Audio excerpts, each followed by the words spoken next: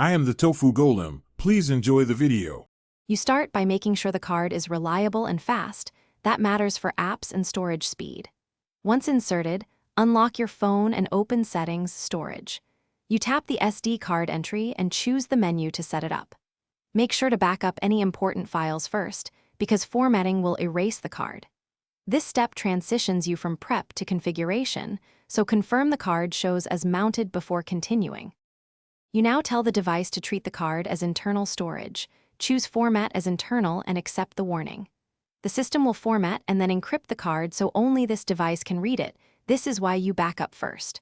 Once formatted, you'll be offered to migrate data, move apps and media to balance space. Make sure to monitor progress. Slow cards can take minutes. When done, the system lists combined storage totals and apps can be installed there. Finish by restarting the phone. That settles encryption and mounting, and you should see the increased internal capacity. You may need to manually move large apps or clear caches to optimize performance. Choose Move to Internal for critical apps. If apps misbehave, unmount and remount the card, or move the apps back to internal storage and reformat the card. If problems persist, test the card in another device or use a known good card. Faulty or slow cards cause the majority of failures. Thanks for watching. Consider subscribing if we helped you today.